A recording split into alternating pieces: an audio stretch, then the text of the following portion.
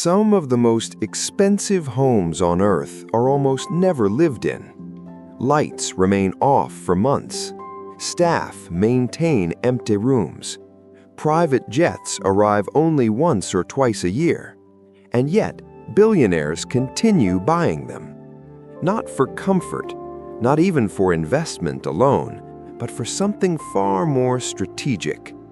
By the end of this film, you will understand why ultra-wealthy individuals acquire properties they rarely use, what these homes actually represent in global power structures, and how real estate at the highest level becomes less about shelter and more about positioning, insulation, and control.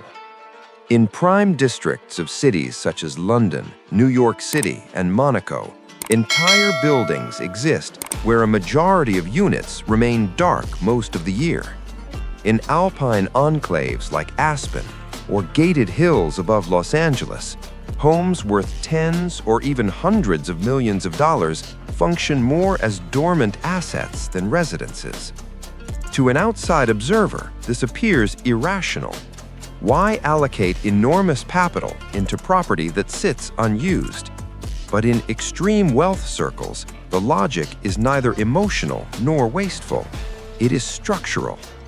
At the top of the property market, scarcity is not simply about land, it is about irreplaceability. A penthouse overlooking Central Park cannot be replicated. A historic villa on Lake Como cannot be manufactured again. A beachfront compound with complete privacy is finite by geography. The ultra-rich are not competing for square footage, they are competing for positional advantage. Ownership of rare property secures access to environments that others cannot enter. And scarcity here is intentional. Developers restrict supply through zoning battles, architectural prestige, and curated buyer selection. Governments limit new construction in heritage zones. Neighborhood associations resist density. Infrastructure constraints prevent expansion. The result is a category of real estate that behaves less like housing and more like collectible assets. Acquiring these properties is rarely a simple transaction. In many cases, buyers undergo quiet vetting. Developers prefer certain reputations. Neighbors prefer certain profiles. Financial capability alone is not always enough. Discretion matters. Status matters. Network compatibility matters.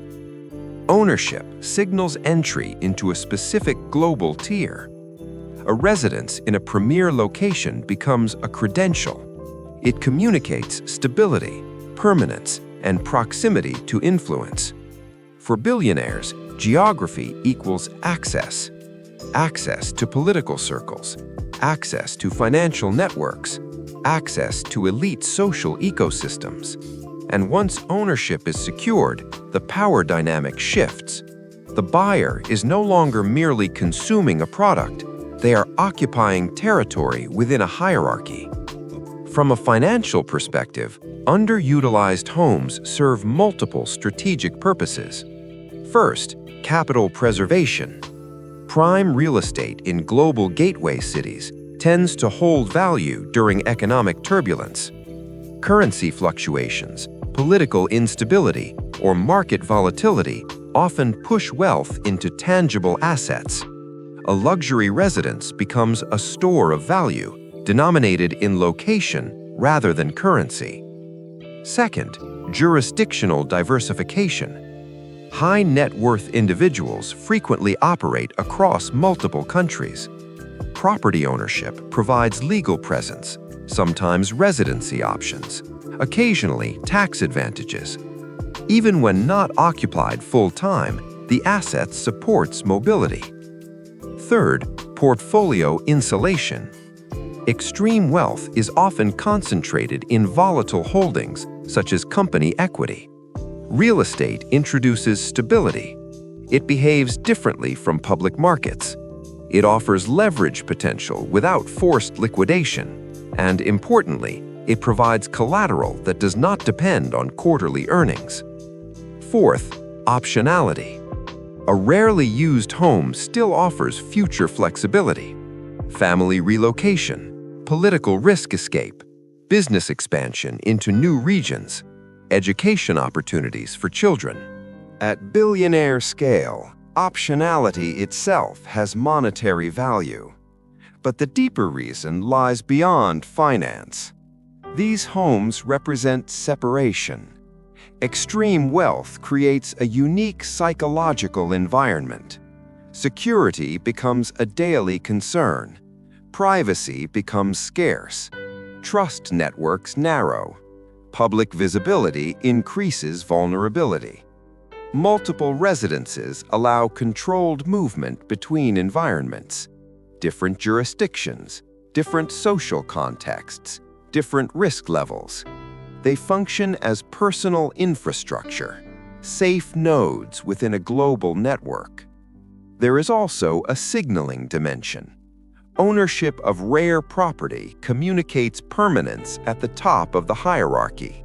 It reinforces identity, not internally, but externally. Peers recognize the addresses. Institutions recognize the footprint. Governments recognize the investment. It is a quiet declaration, presence across multiple centers of power. And perhaps most importantly, these homes provide psychological insulation from uncertainty. Even billionaires face instability, regulatory shifts, geopolitical tension, market disruptions, social unrest.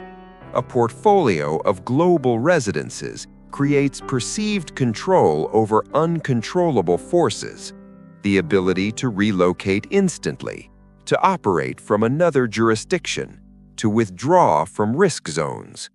Control reduces anxiety, and reduced anxiety at extreme wealth levels is itself a luxury commodity. There is also a subtle cultural element.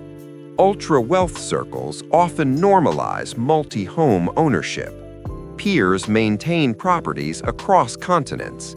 Children grow up between countries.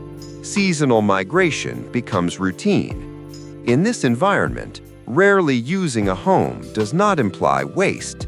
It implies preparedness. What appears to outsiders as excess is often infrastructure. What looks like emptiness is frequently strategic positioning. And as global wealth continues concentrating among fewer individuals, the number of properties purchased primarily for optionality, jurisdictional leverage, and psychological insulation is increasing, not decreasing. Which raises a larger question. If homes at the highest level are no longer primarily places to live, but instruments of power, what does that mean for the future of real estate itself?